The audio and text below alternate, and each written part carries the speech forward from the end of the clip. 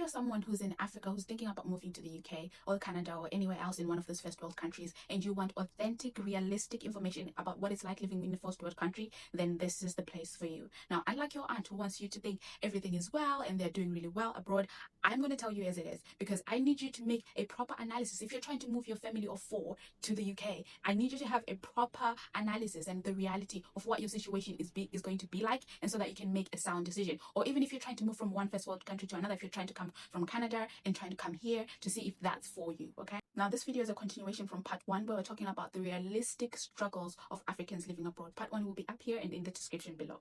The trap that I want to talk about next is your health.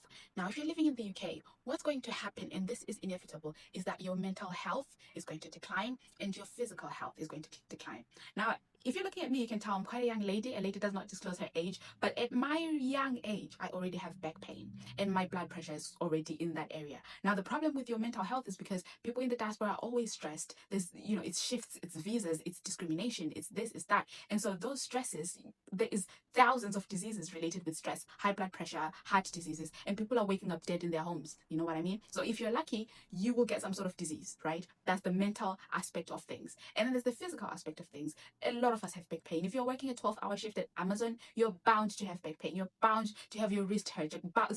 Your knee is going to go out. And so you start to think about, like, if you go back to Zimbabwe, if you go back to Ghana, where the healthcare system is not as great as here, you start to fear about what could happen to you, because inevitably you're going to develop some sort of condition by being here that's going to need you to constantly be monitored. This place has just more cancers and just diseases that we really didn't think about when we were back home. So that's a big one for most Africans, is that you're going to start worrying about the healthcare system, thinking about the fact that the NHS is free, and even though there's terrible waiting lists and the quality is still better than where you're from, you're still going to struggle with the thought of going back, because you're going to need to be monitored. If you had stayed home where the vitamin D is sufficient and all of this, though some of these diseases would not develop, okay? Some of our pregnancies back home, some women don't even go for scans and they have their babies who are perfectly healthy. But here, we're seeing, birth defects and all of this, and it's because we've been taken out of our natural habitat and be brought to this place that's dark and gloomy and there's no sun and all of this, and we are just supposed to thrive in the sun, and that is going to make a huge dent on your health. And so that's one of the struggles that people will tend to face. The next trap that I'm going to talk about is hard to, describe, but it's just feeling lost, because you're no longer going to be as Zimbabwean as you were before, and you're never going to be a Canadian. Even though they have the passport and you have the citizenship, you will never be Australian. What that means is that you are neither here nor there. You're sort of living in between. What I mean by that is just you've left home, right? And your ties to home start to break. The relationships you have, they break down, and what you knew to be home breaks down. But here as well, you've come in at like age, you're 26 years old. If you're lucky, some people come here and they're 35 years old. You're never going to belong to the UK, and you're never going to understand them the way that you understood home. But then you've been living here for 5, 10 years.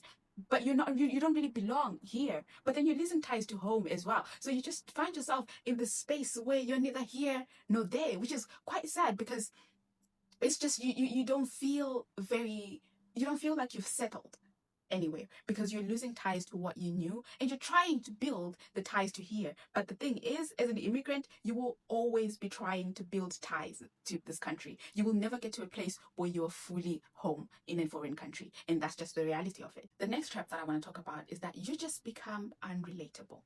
The reality is that the people back home don't understand you. And so when you come to them and you're trying to talk about your struggles, you're trying to talk about the fact that you've taken every shift in December and the tax was so much that you don't believe, you want to talk about your mental health.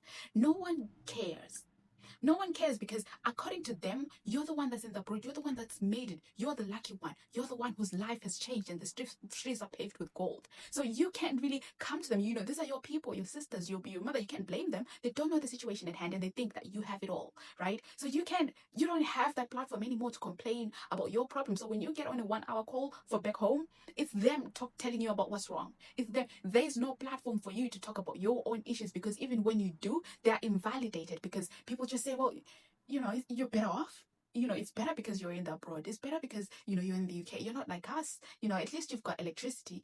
And also your struggles are minimalized, because when you talk about your mental health to someone who's facing load shedding in South Africa, maybe, they may be just like, that just doesn't seem as big in the grand scheme of things, but it is to someone who's experiencing it. They don't see it in Africa. They've never experienced depression. People don't. It's not that common for people to be that stressed out to a point where they're not bathing. They're not, because I've gotten to a point where you're just not cleaning your room. You're not taking care of yourself. You're not drinking water. You just don't care about yourself, and your mental health has taken such a hit. And it's not common. So they can't relate to you. And then these are the people that you're supposed to confide in, and that are supposed to make you feel better, but they just realistically can't.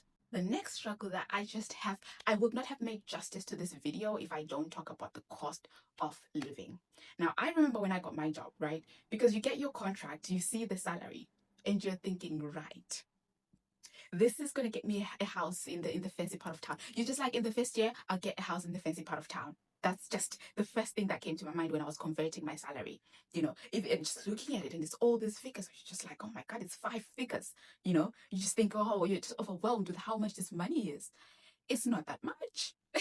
It's not that much, because what you don't realize is that even though you're earning in pounds, you're also spending pounds. Now, that money is a lot if you're still back in Zim. If you come here, you're spending it in pounds. Therefore, that means before we talk about anything, they're going to take a huge chunk. A huge chunk is just going to go to tax. I remember the first salary that I got, I cried.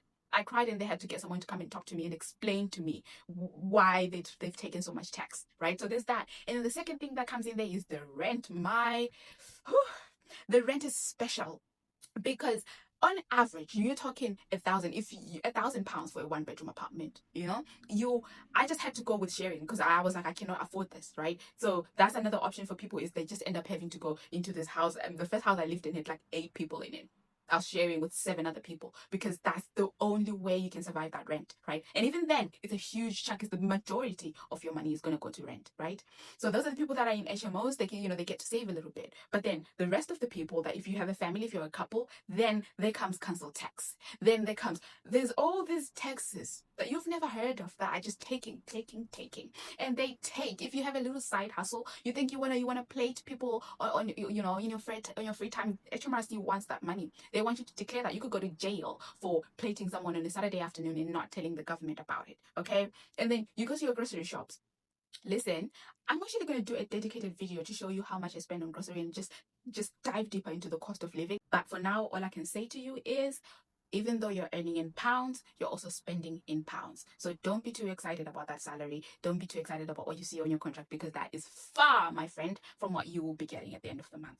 Now, the next one that we want to talk about, I wouldn't talk about the UK I wouldn't talk about a first world country and not talk about shifts. Now, you're going to pack shifts, my friend. Now, I didn't know this when I got my visa, but there's a set number of hours that you need to satisfy when you're on a work visa. So that's on average 40 hours a week. Whichever way you decide to divide that 40 hours a week, whether you decide to do 3 12-hour shifts or 4 10-hour shifts or 5, whichever way, it's going to deal with you kindly. Okay, so let's talk about the mental aspect of it. You are going to be so anxious. Every single day you'll be anxious, because they need to know. If you want to go to the toilet, they need to know that you're in the toilet. You need to say where you're going, what you're doing. Every second of your life will be accounted for. There is the stress of just being worried about getting fired every single second. There's the stress of getting worried about being deported every single second. You're just worried, if I make a mistake, someone's going to deport me, and then this is going to happen. There is the mental aspect of it.